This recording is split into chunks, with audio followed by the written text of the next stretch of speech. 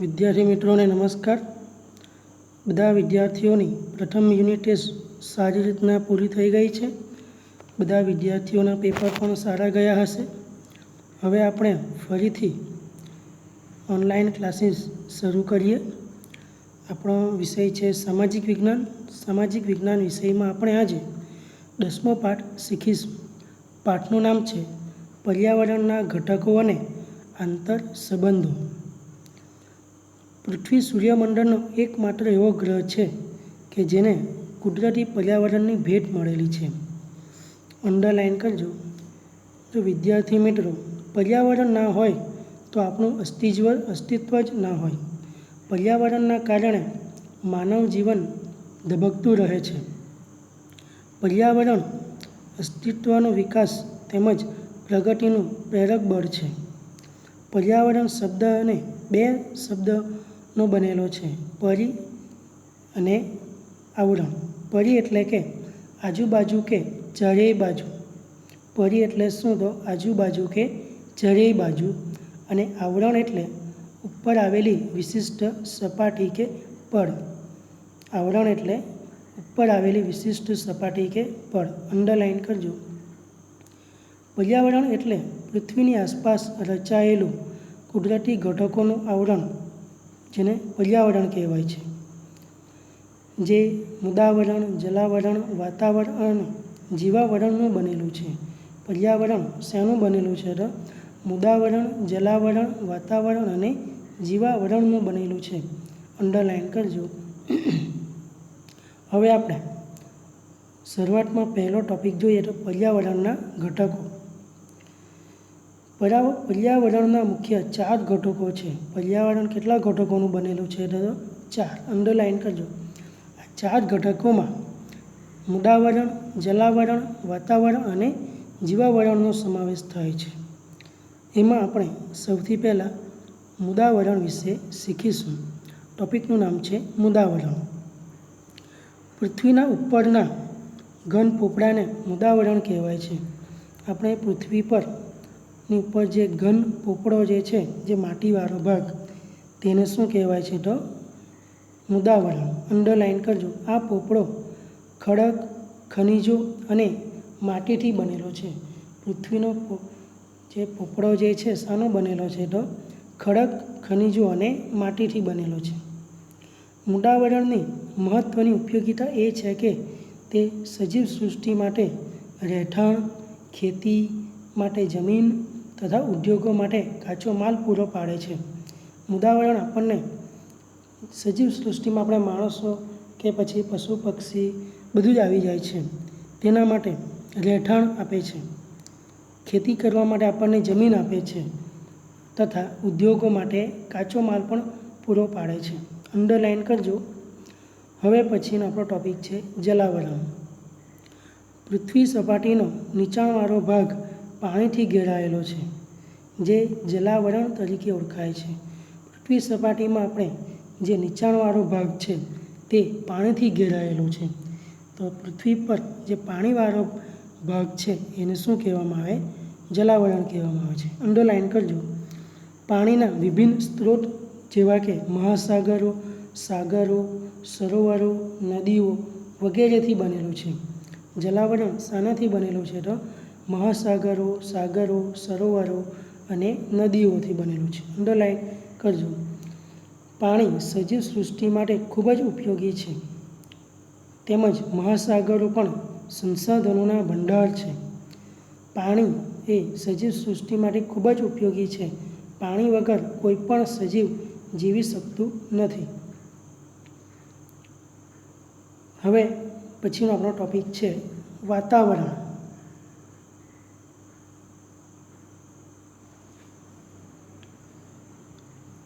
પૃથ્વીની ચારેય બાજુ વીંટળાઈને આવેલા હવાના આવરણને વાતાવરણ કહેવામાં આવે છે। પૃથ્વીની જે ચારેય બાજુ વીંટળાયેલું ને આવેલા હવાનું જે આવરણ, તેને શું કહેવામાં આવે છે? તો વાતાવરણ કહેવામાં આવે છે। અંડરલાઇન કરજો।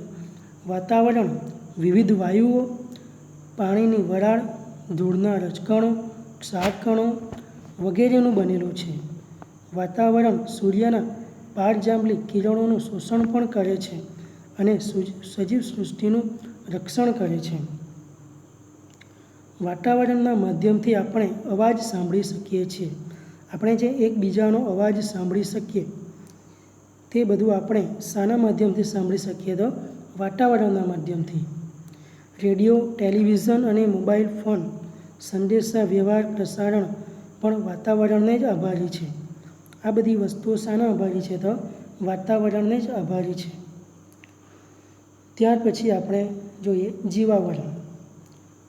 પૃથ્વી પરના મૃદાવરણ, જલાવરણ અને વાતાવરણના જે ભાગમાં જીવસૃષ્ટિ વ્યાપી છે તેને જીવાવરણ કહેવાય છે.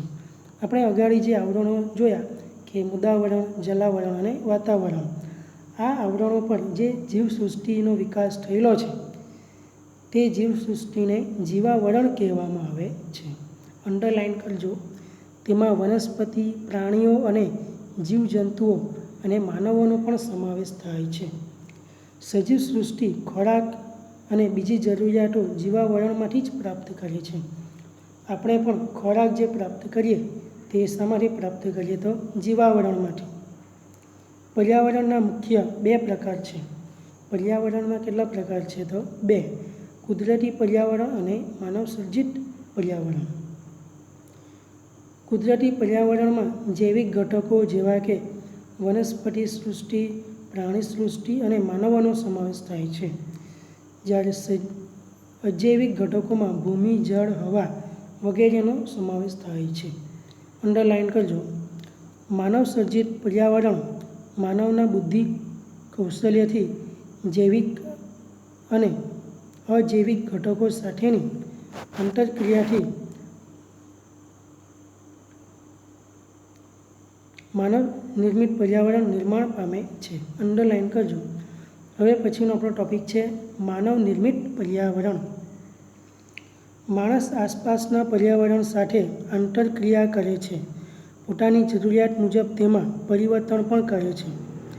આદિકાળમાં મનુષ્ય ભટકતું જીવન જીવતો હતો અને પોતાની જરૂરિયાત માટે પર્યાવરણને અનુકૂળ બનતો હતો.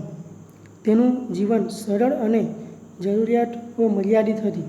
તેથી આસપાસના પર્યાવરણમાંથી તમામ જરૂરિયાતો પૂરી થઈ જતી હતી. સમય સાથે પરિવર્તન થયું અને જરૂરિયાતોમાં પણ વધારો થયો.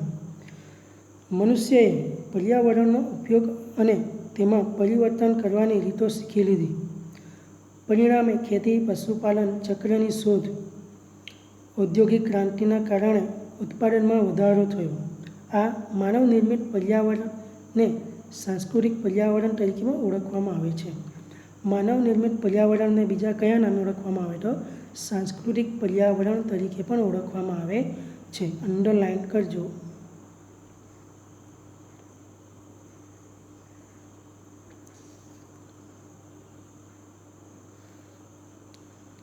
વિદ્યાર્થી મિત્રો, ચિત્રમાં તમને 4 આવરણો જોવા મળશે. ઉપર આકાશમાં પક્ષીઓ તમને ઉડતા દેખાશે. વિમાન, વાદળ એ વાતાવરણ છે. એ બધું શું છે? તો વાતાવરણ. નીચે જમીનવાળો જે ભાગ છે તેમાં તમને પર્વત, ખેતર, વૃક્ષ, મકાનો, રસ્તાઓ, પવનચક્કી, ટાવર આ બધું જુઓ. જે ભાગ પર તમને જોવાનું મળે તે ભાગ કયો છે? તો મૃદાવરણનો ભાગ છે. અને પાણીવાળો ભાગ એટલે જે તમને પાણી દેખાઈ રહ્યું છે તે ભાગમાં તમે જુઓ તો તમને માછલી, બતક, કાચબો, હોડી વગેરે જે ભાગ પર દેખાય છે તે ભાગ કયો ભાગ છે? જલાવરણ ભાગ છે. બધા આવરણો પર જે જીવસૃષ્ટિ દેખાય છે તે જીવાવરણ છે. હવે વાતાવરણમાં જુઓ તો તમને પક્ષીઓ જોવાનું મળશે.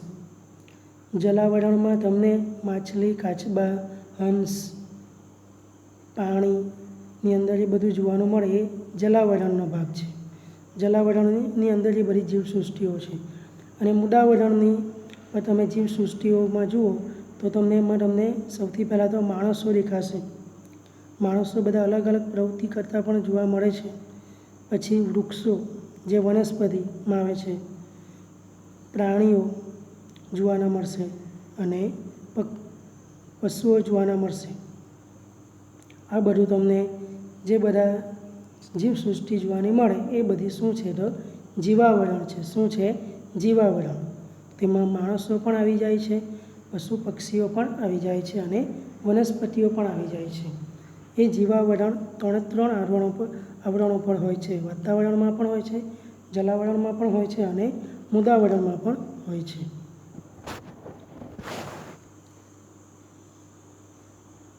હવે પછીનો આપણો ટોપિક છે પાણીનું વિતરણ. પૃથ્વી સપાટી પર ભૂમિ વિસ્તાર કરતાં પાણીનો વિસ્તાર વધારે છે. તે પૃથ્વી સપાટીનો આશરે 71% વિસ્તાર રોકે છે. પાણી તે પૃથ્વી સપાટીનો કેટલો ભાગ રોકે તો 71%. અંડરલાઇન કરજો. પાણી વિશાળ જળ ભંડાર ધરાવતા ભાગોને મહાસાગર કહેવાય છે. પાણીના જે વિશાળ જળ ભંડાર ધરાવતા ભાગો એટલે શું છે તો મહાસાગરો. પૃથ્વી પર 4 મહાસાગરો આવેલા છે. પૃથ્વી પર કેટલા મહાસાગરો આવેલા છે તો 4. જેમાં પહેલું છે પેસિફિક મહાસાગર, બીજું એટલાન્ટિક મહાસાગર, ત્રીજું હિન્દ મહાસાગર અને ચોથું આર્કટિક મહાસાગર. અંડરલાઇન કરજો. આ બધા જ મહાસાગરો એકબીજા સાથે જોડાયેલા છે. આ બધા જ મહાસાગરો એકબીજા સાથે શું છે તો જોડાયેલા છે. આ મહાસાગરો ખૂબ જ વિશાળ અને ઊંડા છે. આ મહાસાગરો કેવા છે તો ખૂબ જ વિશાળ એટલે કે ખૂબ જ મોટા અને ખૂબ જ ઊંડા પણ છે. જેમાં પેસિફિક મહાસાગર તો 10થી 11 કિલોમીટર જેટલી ઊંડી ખીણ પણ આવેલી છે. એટલે કે પેસિફિક મહાસાગરની અંદર 10થી 11 કિલોમીટર જેટલી અંદર ઊંડી ખીણ આવેલી છે. પેસિફિક સૌથી મોટો મહાસાગર પણ છે. વિદ્યાર્થી મિત્રો ખાસ નોટ કરજો, સૌથી મોટો મહાસાગર કયો છે તો પેસિફિક મહાસાગર. પૃથ્વી સપાટી પરનું મોટા ભાગનું પાણી ખારું છે. તે મુખ્યત્વે મહાસાગરો અને સમુદ્રોમાં રહેલું છે. પૃથ્વી સપાટી પરનું જેટલું પણ પાણી છે તેમાંનું મોટાભાગનું પાણી કેવું છે તો ખારું છે. તે મહાસાગરો અને સમુદ્રોમાં છે. મીઠા પાણીના મુખ્ય સ્ત્રોતોમાં હિમશિખરો, ભૂમિગત પાણી, મીઠા પાણીના સરોવરો, નદીઓ વગેરે છે. મીઠું પાણી તમને કઈ કઈ જગ્યાએ મળી રહે છે તો હિમશિખરો પર, ભૂમિગત પાણી, મીઠા પાણીના સરોવરો અને નદીઓમાં છે. નીચે જાણવા જેવુંમાં જુઓ, તેમાં કેટલા ટકા પાણીના ભાગોમાં કયા ભાગ કેટલા ટકા રોકે છે તે દર્શાવ્યું છે. તો મહાસાગરો 97.3% ભાગ, પાણીનો 97.3% ભાગ કોણ રોકે છે તો મહાસાગરો. અને હિમશિખરો અને હિમશિલાઓ પર 2% પાણી છે. કેટલું છે તો 2%. ભૂમિગત પાણી કેટલું છે તો 0.68% છે. મીઠા પાણીના સરોવરો કેટલા છે તો 0.009% છે. ખારા પાણીના સરોવરોમાં કેટલું પાણી છે તો 0.009%. અને વાતાવરણમાં કેટલું પાણી છે તો 0.0019% પાણી છે. જ્યારે નદીઓમાં કેટલું પાણી છે તો 0.001% પાણી છે. તો વિદ્યાર્થી મિત્રો તમે વિચારો કે પીવાલાયક પાણી કેટલું હશે. પીવાલાયક પાણી ખૂબ જ ઓછું છે. પીવાલાયક પાણી કેટલું છે તો ખૂબ જ ઓછું છે. હવે પછીનો આપણો ટોપિક છે સમુદ્રના મોજા. સમુદ્રના મોજા વિવિધ પ્રકારના બળોથી ઉદ્ભવે છે. સામાન્ય મોજા સમુદ્રની સપાટી પર વાટા પવનોથી સર્જાય છે. વંટોળ કે વાવાઝોડાથી ઊંચા મોજા ઉછળે છે. જ્યારે પણ વંટોળ કે વાવાઝોડું આવે ત્યારે સમુદ્રનું પાણી મોજા સ્વરૂપે ઘણા ઊંચા ઉછળે છે. આ મોજા સમુદ્ર કિનારે પહોંચે ત્યારે ભારે નુકસાન કરે છે. આ મોજા જ્યારે વહેતા વહેતા સમુદ્ર કિનારે સુધી આવી જાય છે ત્યારે સમુદ્ર કિનારે રહેતા લોકોને ભારે નુકસાન સહન કરવું પડે છે. અંડરલાઇન કરજો. ઉપર જે જાણવા જેવું જે આપણે શીખ્યા એને પણ ટીક કરી લેજો. ત્યાર પછીનો ટૉપિક છે ભરતી ઓટ. દિવસમાં 2 વાર સમુદ્રની સપાટી સમયાંતરે ઊંચી ચડે અને નીચે ઉતરે છે. સમુદ્રની આ ચડ ઉતરની ઘટનાને ભરતી ઓટ કહેવાય છે. સમુદ્રની જ્યાં ચડ અને ઉતરની જે ઘટના બને છે એને શું કહેવામાં આવે છે? તો ભરતી અને ઓટ કહેવામાં આવે છે. અંડરલાઇન કરજો. ભરતીના સમયે સમુદ્રનું પાણી મોજા રૂપે કિનારા તરફ ઘસી આવે છે. ભરતી આવે ત્યારે સમુદ્રનું પાણી મોજા રૂપે કિનારા તરફ ઘસી આવે છે. જ્યારે ઓટના સમયે સમુદ્રનું પાણી કિનારાથી સમુદ્ર તરફ પાછું ફરે છે. અને જ્યારે ઓટ આવે ત્યારે જે પાણી કિનારા સુધી આવી રહેલું હોય તે પાછું ક્યાં ફરે છે? તો સમુદ્રમાં ફરે છે. 2 ભરતી કે ઓટ વચ્ચેનો સમયગાળો આશરે 12.25 કલાક જેટલો હોય છે. 2 ભરતી કે ઓટ વચ્ચેનો સમય આશરે કેટલો હોય છે? તો 12.25 કલાક જેટલો હોય છે. સૂર્ય અને ચંદ્રના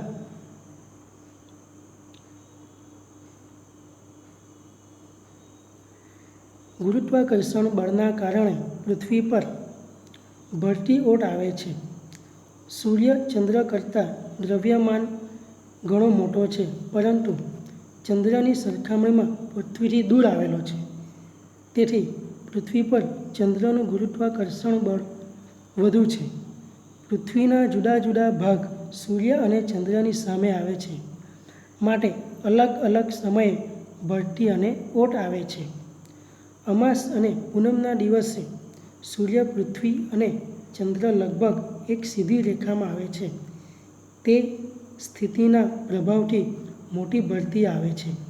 ચિત્રમાં પણ તમે જોઈ શકો છો કે અમાસ, પૂનમ એક સીધી લાઇનમાં હોય છે, જ્યારે સુદ અને વદની મધ્યમાં દિવસોને ગુરુત્વાકર્ષણ ઘટતા ભરતી નીચી આવે છે, જે તમે ચિત્રમાં પણ જોઈ શકો છો કે જ્યારે અમાસ હોય તો ત્યારે સૂર્ય, ચંદ્ર અને પૃથ્વી એક સરખી લાઇનમાં હોય છે,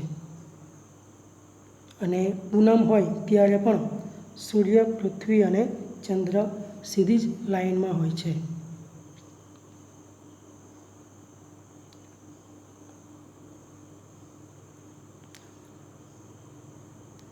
અમાસ અને પૂનમના દિવસે સૂર્ય, પૃથ્વી અને ચંદ્ર લગભગ એક સીધી રેખામાં આવે છે. તે સ્થિતિના પ્રભાવથી મોટી ભરતી આવે છે. જ્યારે સુદ અને વદ હોય ત્યારે મધ્યના દિવસોમાં ગુરુત્વાકર્ષણ ઓછું રહેતા ભરતી કેવી આવે છે? તો નીચી આવે છે. આપણે પણ નજીકમાં સમુદ્ર એટલે કે તિથલ દરિયા કિનારામાં જ્યારે ભરતી આવે તો ત્યારે આપણે જે નજીકથી દરિયા કિનારાના નજીકમાં જે રહેતા હોય, જે આપણા ટંડેલ વિદ્યાર્થીઓ છે, તે લોકોને ખબર છે કે એ લોકોના ઘર સુધી પણ પાણી આવી રહેતું હશે. તો જે ઘણીવાર આપણા નજીકમાં ઔરંગા નદી છે, તો એ નદીમાં પણ એનું પાણી આવે ત્યારે ભરતી હોય ત્યારે એનું પાણી વધારે હોય નદીમાં, ત્યારે આપણે કહીએ છીએ કે આજે દરિયામાં ભરતી આવી હશે, એમ બધા વાત કરે છે. તે ઘણા વિદ્યાર્થીઓએ જોયું પણ હશે. હવે પછીનો આપણો ટૉપિક છે મહાસાગરીય પ્રવાહો. ધરતી પરની નદીઓની જેમ મહાસાગરોમાં પણ વિશાળ પાણીનો જથ્થો હજારો વર્ષોથી નિશ્ચિત દિશામાં વહે છે. આ પ્રવાહને મહાસાગરીય પ્રવાહ કહેવાય છે. અંડરલાઇન કરજો. આ પ્રવાહો ગરમ અથવા ઠંડા હોય છે. આ પ્રવાહ કેવા હોય છે? તો ગરમ પણ હોય છે અથવા ઠંડા પણ હોય છે. પ્રવાહોના ઉદ્ભવના કારણે સૂર્યશક્તિ, પવનો, સમુદ્રજળની ક્ષારતા અને પૃથ્વીનું પરિભ્રમણ મુખ્ય છે. મોટે ભાગે ગરમ પ્રવાહો વિષુવવૃત્તથી ધ્રુવો તરફ અને ઠંડા પ્રવાહો ધ્રુવોથી વિષુવવૃત્ત તરફ ગતિ કરતા હોય છે. અંડરલાઇન કરજો. હવે પછીનો આપણો ટૉપિક છે પર્યાવરણના ઘટકો વચ્ચેના આંતર સંબંધો. પર્યાવરણના તમામ ઘટકોમાં માનવ કેન્દ્ર સ્થળે છે. પર્યાવરણના તમામ ઘટકોમાં સૌથી વધારે કેન્દ્રમાં કોણ છે? તો માણસો. પર્યાવરણ જુદા જુદા ઘટકો કેટલાક ભૌતિક ચક્રોથી એકબીજા સાથે જોડાયેલા છે. આ ભૌતિક ચક્રો માનવીય પ્રવૃત્તિઓથી પ્રભાવિત થાય છે. મૃદાવરણમાં માનવી ખનિજ પ્રાપ્ત કરવા માટે ઉત્ખનન એટલે કે ખોદકામ કરે છે. તે ખાડાઓમાં પાણી ભરાતા તે જલાવરણનો ભાગ બને છે. જે માણસોએ જે ખોદકામ કરેલું હોય એ બધા જે ખાડા પડી ગયેલા હોય તેમાં પાણી ભરાતા તે કયો ભાગ બની જાય છે? જલાવરણ બની જાય છે. વાતાવરણમાં તાપમાન વધતા જલાવરણમાં રહેલું પાણી બાષ્પીભવન થાય છે અને તે વાતાવરણમાં ભળે છે. વાતાવરણમાં રહેલું ભેજનું ઘનીભવન થતાં વાદળો બંધાય છે અને એ વાદળો વરસાદ થાય છે. એ વાદળોમાંથી શું થાય છે? વરસાદ થાય છે. તે પાણીના વહેવાથી મૃદાવરણનું ધોવાણ થાય છે અને વિવિધ ભૂમિ સ્વરૂપો રચાય છે.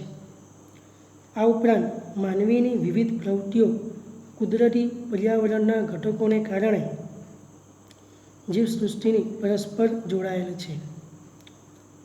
બાજુના ચિત્રમાં પણ તમને પર્યાવરણના ઘટકોમાં તમે જુઓ તો માનવો, પ્રાકૃતિક અને માનવ નિર્મિત પર્યાવરણના ઘટકો કેટલા છે? તો 3.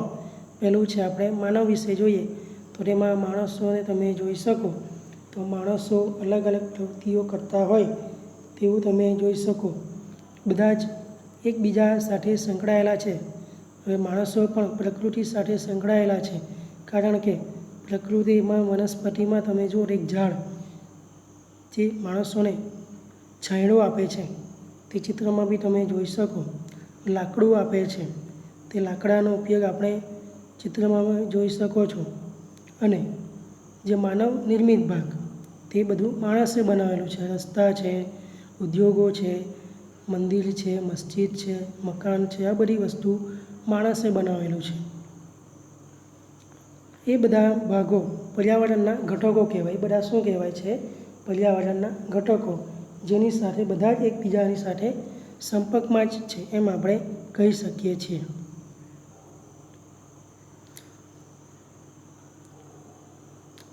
હવે પછીનો ટોપિક છે પ્રદૂષણ. માનવ પોતાની બુદ્ધિશક્તિથી પર્યાવરણના વિવિધ ઘટકોના ઉપયોગ દ્વારા પોતાની જરૂરિયાતો સંતોષે છે. મહાત્મા ગાંધીજીએ કહ્યું છે કે આ માનવી ગતિવિધિઓથી કુદરતી પર્યાવરણ દૂષિત થવાની ક્રિયા એટલે પ્રદૂષણ. માણસો જે પોતાનો વિકાસ કરવા માટે ઘણી બધી પ્રવૃત્તિઓ કરે છે એ બધી પ્રવૃત્તિઓ કરવાની સાથે પર્યાવરણ દૂષિત થાય છે. પર્યાવરણ દૂષિત થવાની ક્રિયાને શું કહેવામાં આવે છે? પ્રદૂષણ કહેવામાં આવે છે. પર્યાવરણને દૂષિત કરતા ઘટકોને પ્રદૂષક કહેવાય છે. જે પર્યાવરણને દૂષિત કરે તેવા ઘટકોને શું કહેવામાં આવે છે? પ્રદૂષક કહેવામાં આવે છે. અંડરલાઇન કરતા રહેજો. માનવી કુદરતી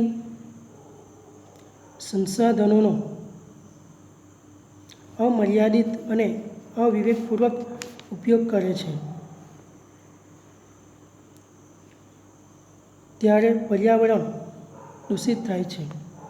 માનવ વિકાસની તીવ્ર ઝંખના ઔદ્યોગિકીકરણ અને યાંત્રિકીકરણ પર્યાવરણને દૂષિત કરવા માટે જવાબદાર છે.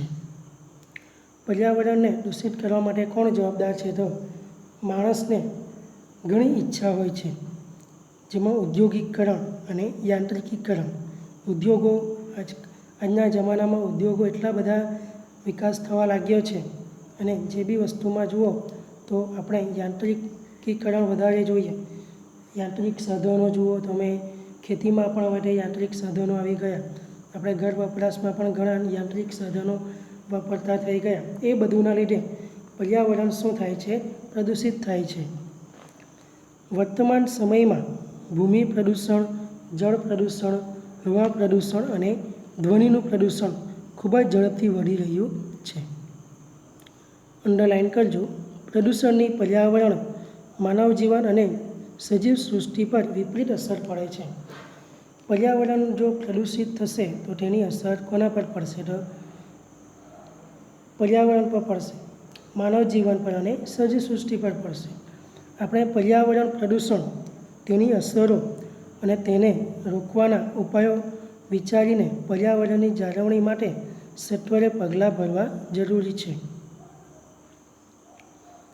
સૌથી પહેલાં આપણે જોઈશું ભૂમિ એટલે કે જમીનનું પ્રદૂષણ. જમીન ગુણવત્તા કે તેના પોષક ઘટકોમાં થતા ફેરફારને ભૂમિ પ્રદૂષણ કહેવાય છે. જમીનની જે ગુણવત્તા કે તેના જે પોષક ઘટકોમાં જે થતા ફેરફાર તેને શું કહેવાય? ભૂમિનું પ્રદૂષણ કહેવાય. અંડરલાઇન કરજો. જમીન પ્રદૂષણ સહેલાઈથી અનુભવાતું નથી. જમીનનું પ્રદૂષણને આપણે સહેલાઈથી અનુભવી શકતા નથી. વિશ્વભરમાં ભૂમિ પ્રદૂષણ સતત વધી રહ્યું છે. ઘર વપરાશનો ઘન કચરો કે પાણીનો નિકાલ, પછી ફળદ્રુપ કે ખેતીલાયક જમીન પર ઉદ્યોગો સ્થાપવા, ઉદ્યોગોમાં વપરાયેલ દૂષિત પાણી ખુલ્લી જમીન પર છોડવું, ઉદ્યોગોનો ઘન કચરો જમીન પર ફેંકવો, ઉત્ખનનની પ્રવૃત્તિઓ, બાંધકામની પ્રવૃત્તિઓ, ખેતી માટે રાસાયણિક ખાતર, અતિસિંચાઈ અને જંતુનાશક દવાઓનો વધારે પડતો ઉપયોગ તેમજ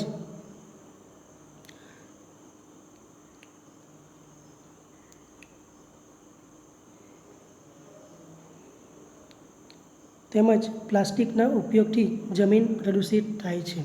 આ બધા કારણોના લીધે શાને નુકસાન થાય છે? તો જમીનને નુકસાન થાય છે. જેના કારણે જમીનનું પ્રદૂષણ વધી જાય છે. બાજુના ચિત્રમાં બી તમે જુઓ તો તમને જમીન પર કેટલો બધો કચરો પડેલો જોવાનો મળશે.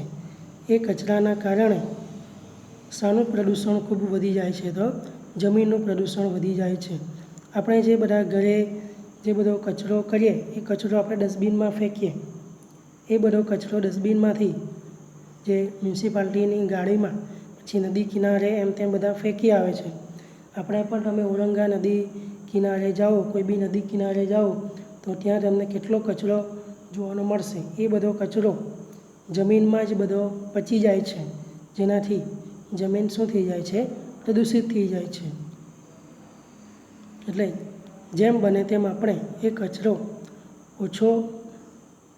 ઓછો થાય તેની જ આપણે કોશિશ કરવું જોઈએ.